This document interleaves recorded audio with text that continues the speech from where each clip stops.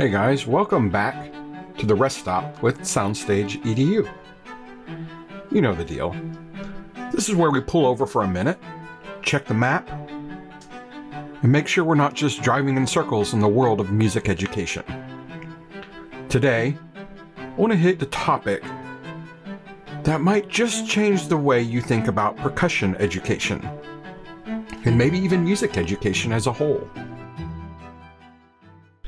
Percussionists are often the afterthought. Let's be real. While the winds and brass are out front carrying melodies and counterlines, percussionists get shoved into the back. Or worse, into the storage closet until marching season comes around. And don't get me wrong, I love drumline. I spent a lifetime in rudimental percussion, in marching arts, in the big show of it all. But the true musicianship, the kind that lasts, the kind that builds complete musicians, doesn't come from running eighth note exercises or throwing down cool licks. It comes from the classical side of percussion, from the ensemble literature, from the chamber music.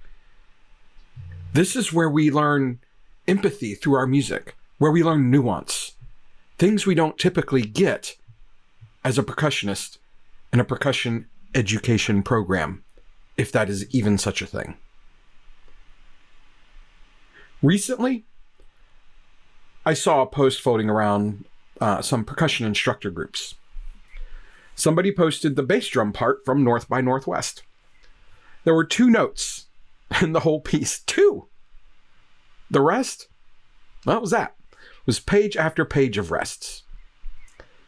I mean, it got passed around as a joke, and a lot of people thought it was funny. I thought it was funny at first, because it struck me in a way that it was nostalgic. I was like, oh God, I remember this. I remember stuff like this.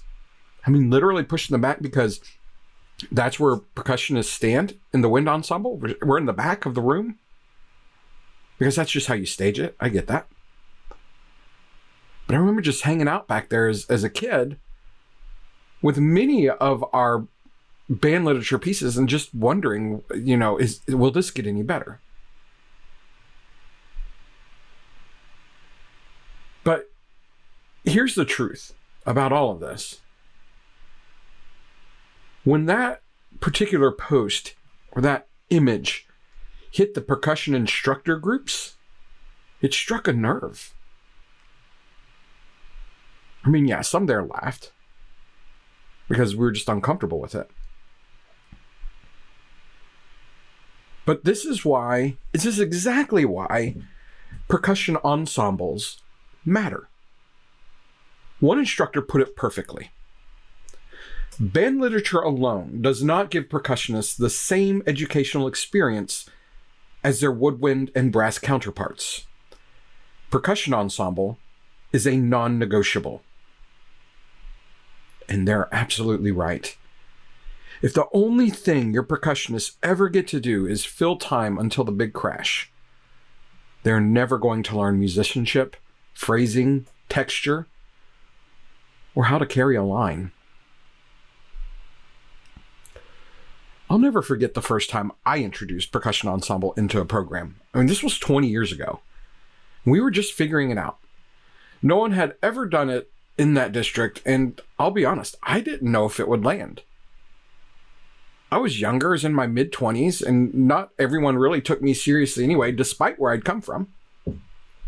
And I refer back to the chops don't make you a good teacher. My past didn't matter. It was, what can I bring to these kids is what mattered. And I had a bold claim.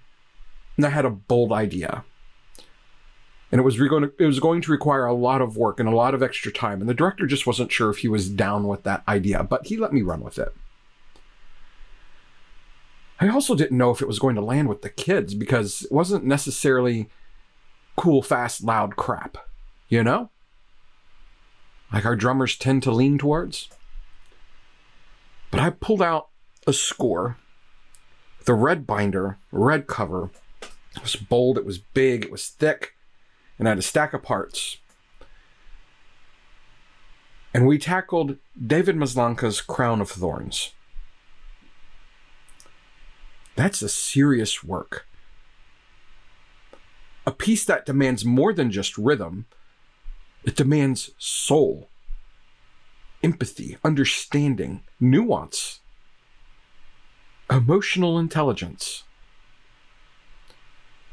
And these high school kids, whom some had never stood behind a marimba or a keyboard instrument of any kind, the kids who had been written off as just the drumline kids, they rose to it. They absolutely nailed it.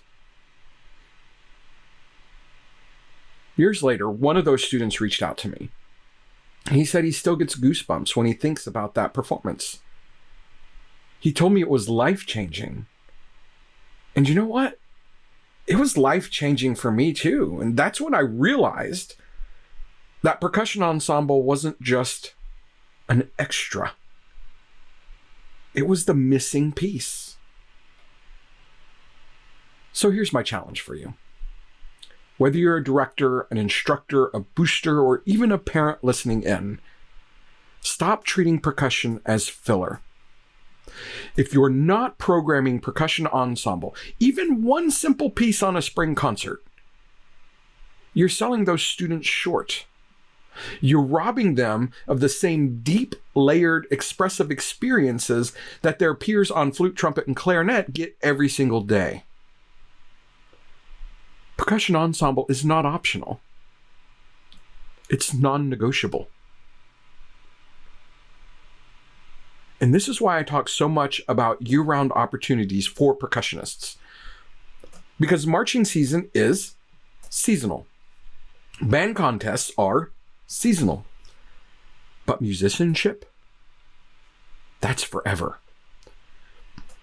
Percussion ensembles build programs that sustain themselves year-round. They keep kids engaged, challenged, and seen. They keep instructors from burning out on the same cycles, and most importantly, they build musicians, not just drummers. So maybe it's time we change the narrative. Maybe it's time percussionists stop living in the closet until October.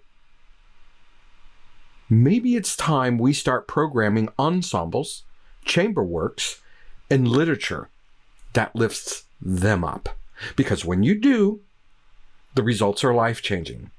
For them, for you, for the entire program. Thanks for pulling into this Red Stop with me today. If this resonated with you, I'd love to hear your stories.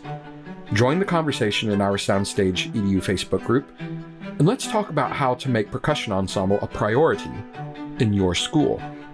And if you're a parent booster looking to bring more opportunities to your percussionists, you can find resources and support at the Soundstage EDU Buy Me a Coffee page.